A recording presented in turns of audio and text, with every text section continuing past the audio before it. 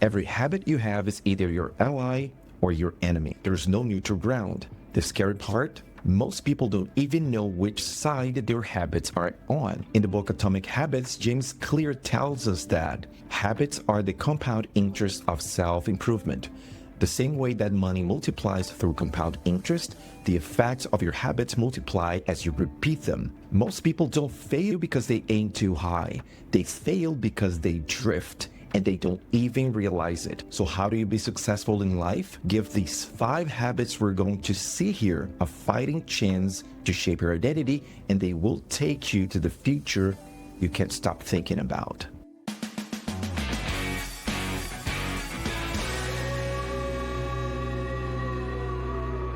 How to be successful in life. Habit number 1, adapt a bias toward action. At some point, you felt it. You knew exactly what needed to be done, but you didn't act.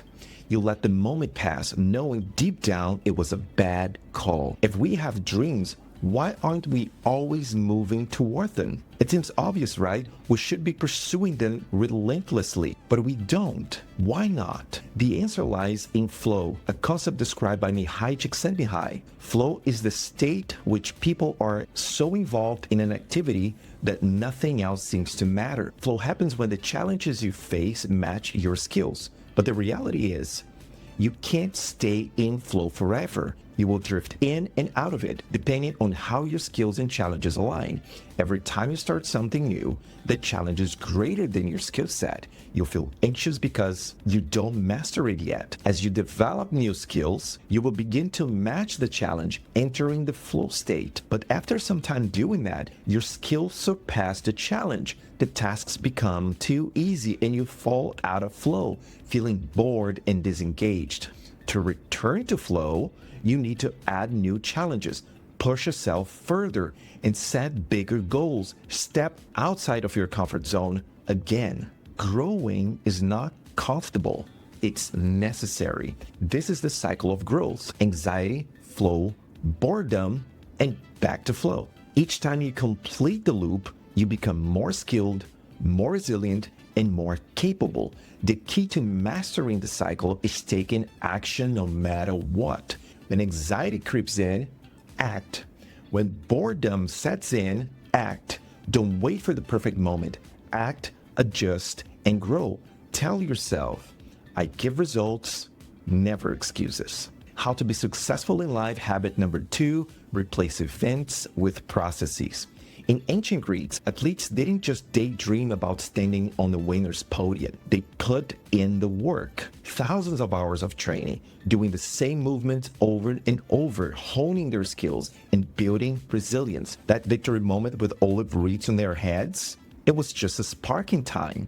The real magic happened in the process, in the sweat, grind, and quiet dedication nobody saw. That focus on the process didn't just create individual champions, it shaped how we push the limits of what's possible. Generation after generation, athletes have broken records and redefined what humans are capable of. And that same mentality gave birth to the Olympic Games as we know today, a global celebration of excellence, perseverance, and the pursuit of greatness, resetting the bar of what's possible. Success is a process, not an event. A process is a group of actions taken in a long enough time. Reading a book is a process. Learning a skill is a process. Solving a problem is a process. An event happens at the end of a process. It's instantaneous. Finish the book, learn the skill, solve the problem. Now think about it. We live in a world obsessed with events. Graduations, promotions, anniversaries, these are the moments we love to celebrate. That puts all the focus on the finish line. How can we think about the finish line without caring about the process of getting there? It's like staring at the peak of a mountain without paying attention to the climb. The peak is only meaningful because of the climb. Every step, stumble, and mistake is where the value is created. Meaning, happiness, fulfillment lie on the other side of discomfort. Valuable things are difficult to attain because if they were not difficult to attain, they would not be valuable. Without the climb, the peak is just a spot on the map. It doesn't mean anything. The people who succeed over the long run are the ones who fall in love with the process. They don't run for medals. They run because they love to run. They don't write just to publish books. They write because they love the way ideas take shape on the page. Joy is found in the doing, not just in the done. Don't crave the event of being successful, recognized, and rewarded. Crave the long enough process of building your success, recognition, and reward. So what's the one process you're willing to commit to?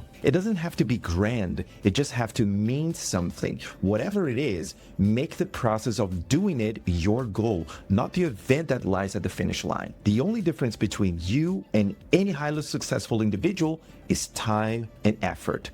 You become what you repeat. How to be successful in life, habit number 3, learn as a teacher, not as a student. In the book, The 7 Habits of Highly Effective People, Stephen Covey suggests that if you learn something with the expectation of teaching someone about that subject within 48 hours, that imposes accountability on your learning. That might seem like a small change, but as social beings, we tend to take better care of others than we do of ourselves. That's why learning as a teacher is so effective. It leverages this biological trend. When you have to explain an idea to someone else, you're forced to simplify it, find connections, and make sense of it. That's when you discover where your understanding is solid and where you still have gaps to fill. When you approach learning this way, it's no longer about finishing a book or passing a test. It's about building something solid within yourself and sharing it with the world. You're not just accumulating information, you're building mastery. So here's the challenge. What's the one thing you've recently learned that you could teach right now? Pick it, simplify it, and share it. It doesn't have to be perfect. Just get started. Because when you learn as a teacher, you turn understanding into influence, and influence grows when it's shared. Learn as a teacher, not as a student. How to be successful in life, habit number 4, know instead of understand. One of the most important things you need to master to succeed at anything is to know things. But you don't know the things that you don't do. You only understand them. To shift from understanding to knowing, you need practice. That practice needs to answer these 2 questions. What do you want to know? What's the feedback you receive from the world once you start practicing that? The first question is an attempt to uncover your interest, and the second question is an attempt to uncover your proficiency. The combination of your interest and your proficiency is your passion. Interest is when you look inward and find something that gives you more energy than it takes. And proficiency is when you commit to developing that interest over time, get positive feedback from the world, and become known for that. So finding your passion is not an archaeological dig, it's an architectural build. You don't find your passion, you build it. You can't think your way to mastery. Understanding happens in your head, but knowing lives in your hands. It's the difference between reading about how to swim and jumping into the pool. You can study all the theories, watch countless tutorials, and understand every stroke in detail, but until you dive in and experience the water, you won't truly know how to swim. No plan survives the battlefield, no theory conquers the trenches. So ask yourself this question: what's the one thing that you could be doing and you should be doing and you're choosing not to? The answer for this question is the one you need, not the one you want. But by answering this question honestly, you will discover that you are so much more than what you like to hear. How to be successful in life, habit number 5, commit without conditions. Success is not reserved for the talented, it's reserved for the relentless. If you're waiting for motivation, convenience, or the perfect moment, you've already lost. Most people negotiate with their effort. They try hard until it hurts. They stay committed until it's uncomfortable. They show up until something else demands their attention. And then they wonder why they never break through. You don't need to commit when it feels good. You need to commit when it feels like hell. You already know what needs to be done. The only question is, are you willing to do it without complaint, without delay, without escape? If you're waiting for the stars to align, you will be waiting forever. There are no magic moments. There is grind every single day, through exhaustion, through setbacks, through doubt. This is the price. And the ones who pay it fully, unapologetically, without hesitation, are the ones who will make it. Success requires a mindset where failure isn't a roadblock. It's just the terrain. There is no try. There is only doing over and over again until it sticks. Burn your excuses, burn your safety nets, commit to this fully, whatever this is for you, or walk away. But if you walk away, you lose the right to complain about where you end up. So here's the hard question.